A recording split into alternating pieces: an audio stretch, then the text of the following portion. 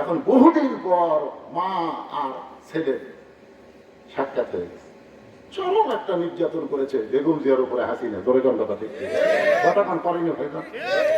এবং এতদিন পর তারেক জিয়ার সাথে মায়ের দেখা হয়েছে। এতদিন পরে মা ছেলের দেখা হলে কি হবে? যদি চাই তারপর আপনার তো দেবেনই, কি দিবেন না আপনারা? আমার ওয়াস্তব আমায় করে দিল।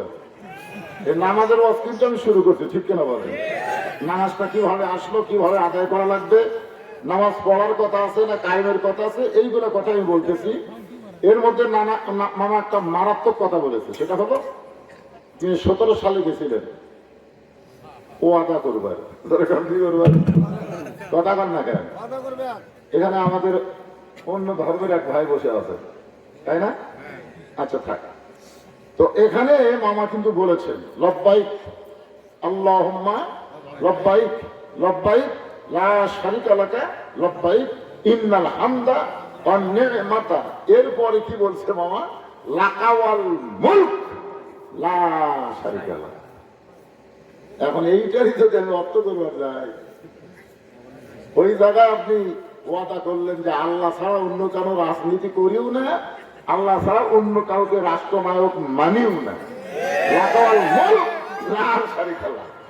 তাহলে ওই জায়গায় আল্লাহর কথা বলে আসে। দুনিয়াতে যদি আপনি কোনো মানুষের দল করেন, আমি মামাকে বলতেছি এখনো সময় আছে, আলহামদুলিল্লাহ, আল্লাহ কবুল করে করে করে আমি কথা বলি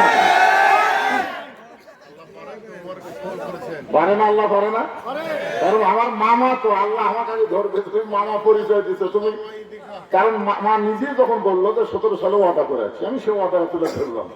এখন আসতেছে আমার যে আলোচনা, মনে আছে আপনাদের? মনে আছে তার সাথে দেখা আবু জেহেলের সাথে আপনারা সুবহানাল্লাহ বলছেন, কিন্তু আবু জেহেল সুবহানাল্লাহ কয়নি। কি জন্য বলো না?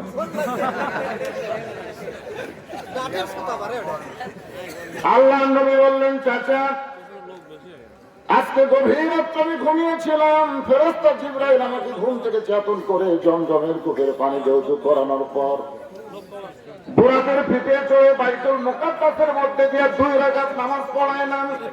সেখান থেকে 7 আসমান পাড়ি দিয়ে আল্লাহর আরশে গেলাম। আল্লাহর সঙ্গে আমার মিরাজ হলো, আমি জান্নাত দেখলাম, জাহান্নাম দেখলাম।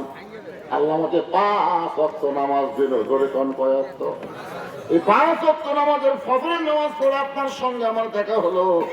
আমার মনে হয় আল্লাহর সঙ্গে মিরাজ করার কারণে আমার চেহারায় একটা নূর আলো প্রকাশ পাচ্ছে। এই কারণে সন্ধ্যাবেলায় আমার যেমন দেখছেন, সকালবেলা তার চাইতে বেশি সুন্দর দেখতে পাচ্ছেন। আপনারা সুবহানাল্লাহ করছেন, আবু জেহেল সুবহানাল্লাহ করবেন। আবু জেহেল বলতেছে, আমি এতদিন জানতাম তুমি পাগল, কিন্তু আজকে দেখতেছি তুমি পুরো পাগল। নবী বললেন, চাচা আমাকে পাগল বলার কারণ? বলে তুই আল্লাহর কাছে গেছিস কিনা, আল্লাহর সঙ্গে মেরাজ করছিস কিনা, তুই 7 আসমান পাড়ি দিয়েছিস কিনা, এগুলো জানার কথা আমার না। আমার জানার কথা হলো আমি জীবনে 2 বার বাইতুল মুকাদ্দাসে গেছি, যেখানে যাইতে লাগে 30 দিন, আসতে লাগে 30 দিন। আর তুই কইলে আজকে রাত্রিবেলা বাইতুল মুকাদ্দাসে নামাজ পড়াইছিস। এই গাঁজাখুরি কথা আমার কাছে বললি, আসলে তুই আর ভালো নাই, তুই পাগল হয়ে গেছিস। এই কথা বলে যখন আবু জেহেল রাস্তা নিয়েছে, নবী ডাকতে বলে, চাচা আমার যতবার ইচ্ছা পাগল বলেন, কিন্তু আপনি কোথায় যাবেন? আবু জেহেল বলতেছে, অনেক দিন থেকে আমি একটা ইস্যু খুঁজতেছিলাম। ইস্যুটা কি? আমি কিছুদিন হলো দেখতেছি কতগুলো মানুষ আমার বাড়ির দিকে ছুটে দেয় আর তোর বাড়ির দিকে সালাম দেয়। আপনারা যারা হজ করছেন তারা দেখে আসছেন, আবু জেহেলের বাড়ি বর্তমানে হলো পায়খানা, এসবখানা, আর আল্লাহর নবীর বাড়ি হচ্ছে লাইব্রেরি। ধরে কেন সুবহানাল্লাহ। আমাকে একজন বলে যে হুজুর হাসিনা তো বলেই গেছে, দলবল সব পলাছে, সে হাসিনার বিরুদ্ধে কথা না বললে কি হয়? কারণ হাসিনা তো আপনাদের বাংলাদেশ দিয়েই গেছে, সেই পলানো হাসিনার কথা কেন বলেন আপনারা? আমি বললাম, ভাইজান তাহলে আবু জেহেল তো মরেই গেছে। আমরা বদরের প্রান্তরে গিয়ে আবু জেহেলের কবরে পাথর মারি কেন, আর মক্কাতে গেলে আবু জেহেলের বাড়ি পায়খানা করে কেন? কারণ আবু জেহেল যেমন খারাপ ছিল, তার চাইতে 100 গুণ বেশি খারাপ ছিল হাসিনা। বলে কোন কথা ভিত্তি না? যতদিন মুসলমান থাকবে ইমানের বলে বলিয়ান হয়ে ওয়াজের মধ্যে হাসিনার কথা বলাই লাগবে। বলে কোন কথা ঠিক না? ফেরাউনের কথা যেমন বলা লাগে, নমরুদের কথা যেমন বলা লাগে, হাসিনার কথাও তেমন বলা লাগবে। হাসিনা তো মুসলমান না, ওই যেখানকার মাল সেখানে চলে গেছে। বলে কোন কথা ভিত্তি না?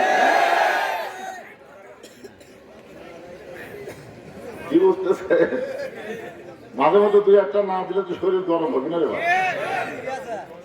তবে আমি খুব একটা বেশি বলবো না, কারণ আজকে রজব চাঁদে নামাজ সম্পর্কে মসজিদের উন্নয়ন কাকে বলে, মসজিদ ছাদ ঢালাই দিলে উন্নয়ন হয় না কি করলে হয়, সেই জিনিসটা আপনাদের সামনে তুলে ধরবো। আবু জাহেল বলতেছে, তখন থেকে ইস্যু খুঁজতেছিল, আমার বাড়িতে থুতু দেয়, তোর বাড়িতে সালাম দেয়, আমার বাড়ির পাশে তোর বাড়ি থাকলে হবে না, এখান থেকে তোকে বের করে দেওয়া লাগবে। একটা ইস্যু খুঁজতেছিলাম কিন্তু পাচ্ছিলাম না। আজকে পাগল বানা এমন কাজ তোকে করতে চাই, এই বলে আবু জেহেল এক দৌড়ে আবু বকরের বাড়ির দরজায়, আল্লাহ নবীর 1 নম্বর ছাত্র, বলে কোন সুবহানাল্লাহ, দরজায় গিয়ে ডাক দিচ্ছে, আবু বকর। আবু বকর চমকে গেছে, এত বড় নেতা সকালবেলা আমার বাড়ির দরজায়, নেতা কি ভোটের দল আছে নাকি? আবু জেহেল মার্কার নেতা যারা মাঝে মাঝে আসে তারা, ধরে কথা দিচ্ছে, আবু জেহেল মার্কার নেতা যারা মাঝে মাঝে, আবু বকর চিন্তা করে খেয়ে, এই সকালবেলা এত বড় নেতা, মক্কার সবচেয়ে বড় নেতা আমার বাড়ির দরজায়, আমার নেতার বাড়ির দরজায় যায়, আর নেতাই আমার বাড়ির দরজায়। আবু বকর দরজা খুলে বলতেছে, নেতাজি খবর কি? আবু জেহেল বলতেছে, তোমার নবীরে পাগল হয়েছে তুমি জানো?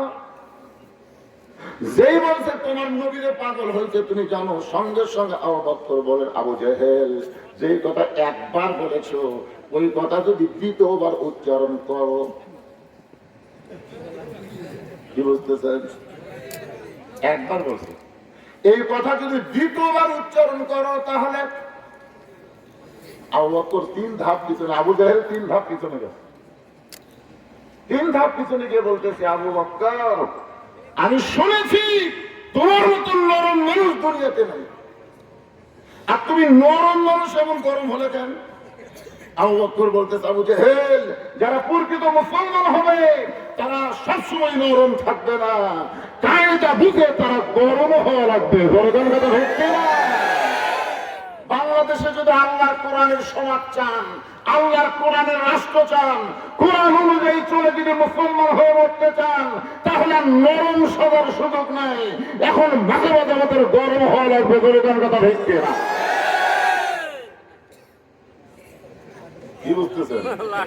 তাহলে আর একবার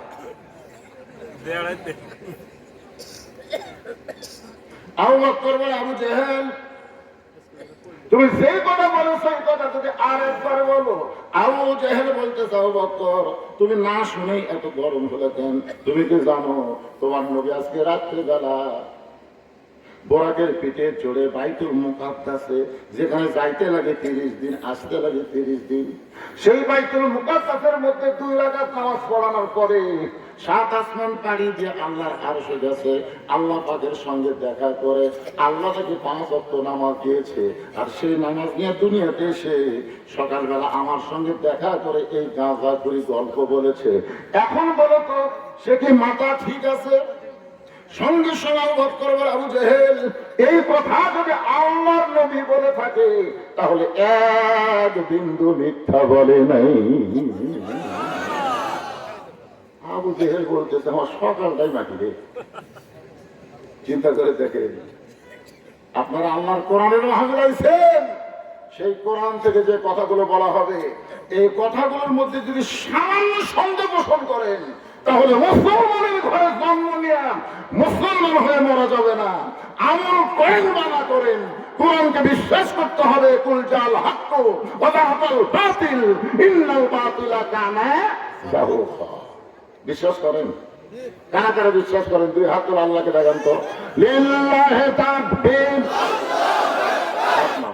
আর একবার স্লোগান হবে, আল কোরআনের আলো। মাশাআল্লাহ, এইটুকু বললেই হবে। সব জায়গার মধ্যে সবকিছু আছে না নাই? আলহামদুলিল্লাহ। আমার মামা যে কথাগুলো বললেন, আসলেই আগেকার মুরব্বীরা তাদের ছেলেদেরকে সব শিক্ষার আগে কোরআনের শিক্ষা দিচ্ছেন, কিন্তু এখনকার বাবারা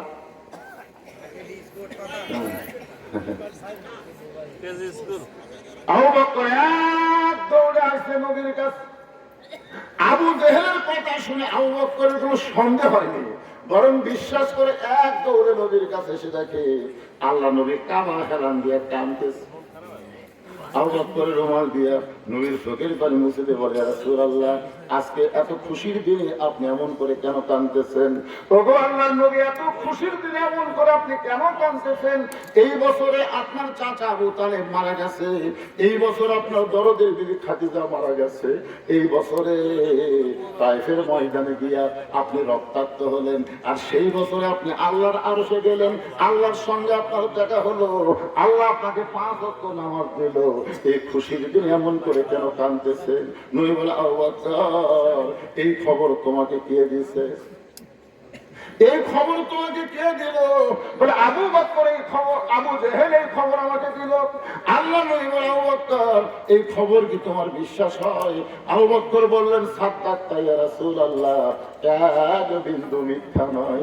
সঙ্গে সঙ্গে নবী এক কানে আবু বকরকে বুকের মধ্যে নিয়ে বলে, আবু বকর, আবু জেহেল আমাকে তখন থেকে পাগল বলে এখান থেকে চলে গেছে, তখন থেকে আমার চোখটা দরদর করে পানি পড়তেছে, আর তোমার সাদ্দাক্তার শব্দ শোনার সঙ্গে সঙ্গে আমার সমস্ত কষ্ট আল্লাহ দূর করে দিয়েছে।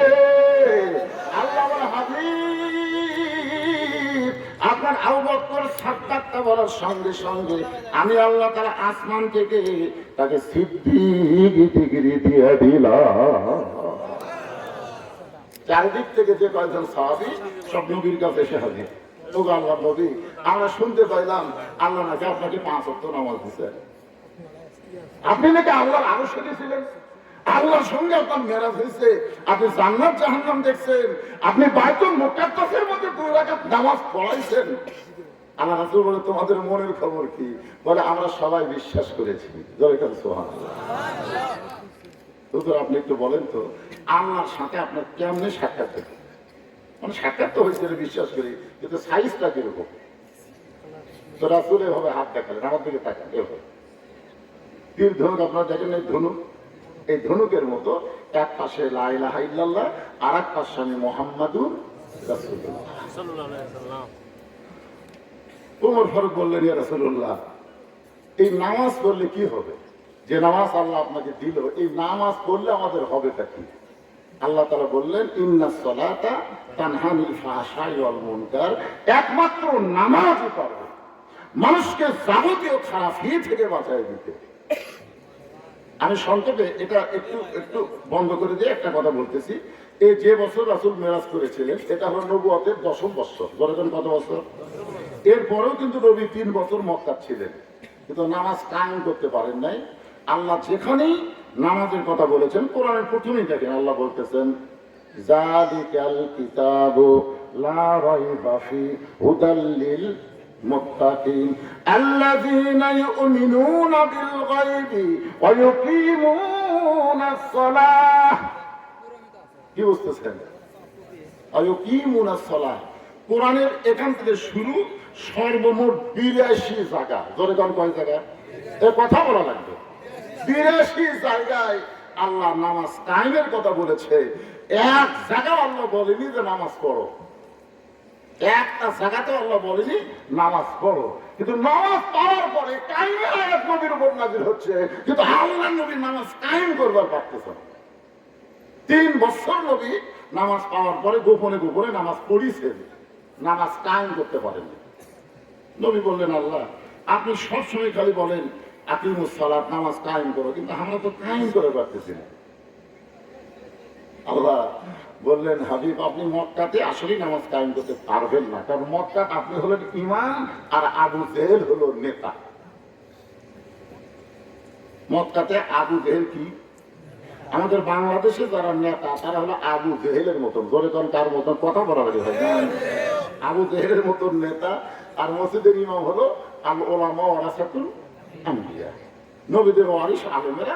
এই দেখ আলেম বসে আছে মসজিদের ইমাম, মসজিদের মেম্বর বসে যে খুদ্া দিবি, খুদ্াটার আগে তো কিছু বাংলা কথা বলা লাগবে, আর কি তখন বুঝবেন না। কারণ খুদ্বার মধ্যে সুদের বিরুদ্ধে ওয়াজ আছে, ঘুষের বিরুদ্ধে ওয়াজ আছে, ব্যাপারটার বিরুদ্ধে ওয়াজ আছে।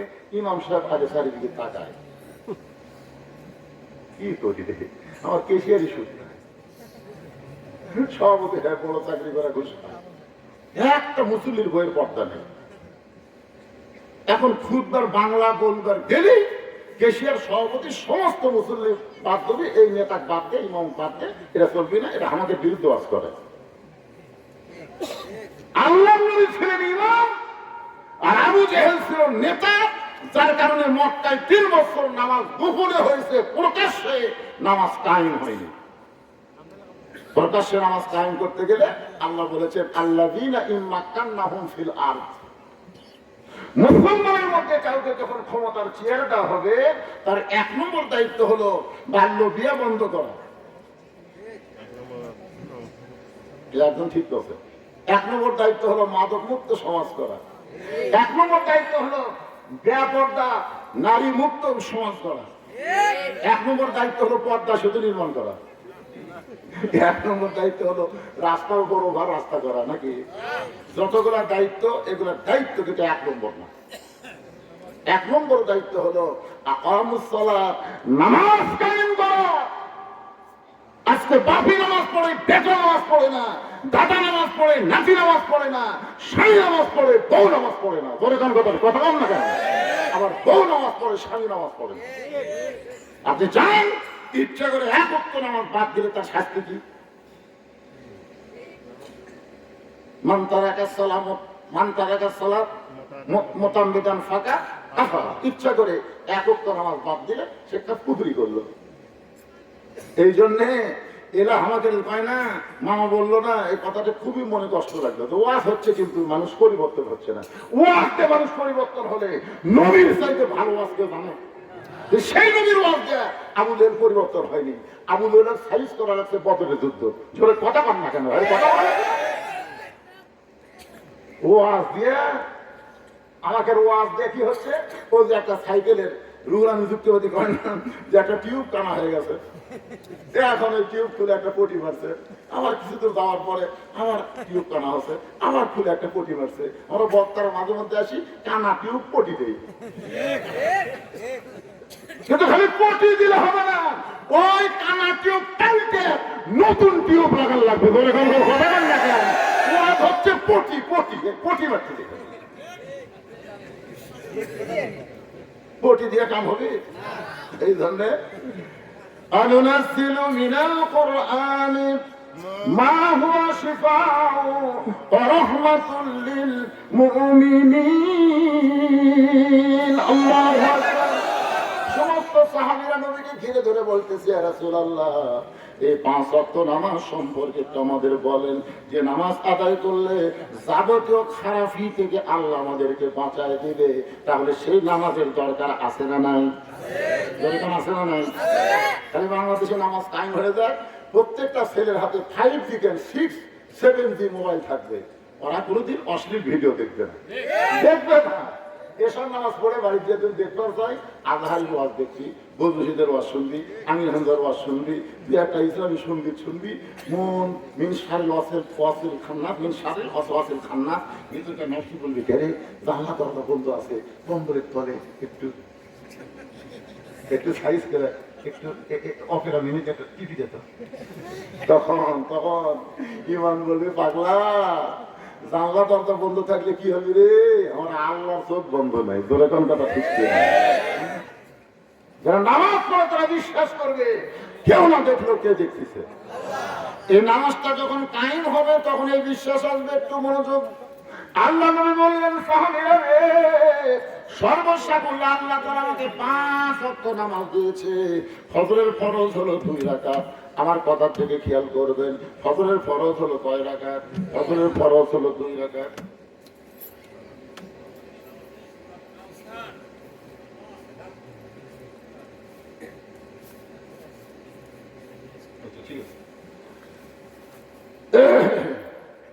কে যেমন লেখা দিছে যে বেগম জিয়া তারেক জিয়ার কাছে গেছে, এখন বহুদিন পর মা আর ছেলে সাক্ষাৎ হয়ে গেছে।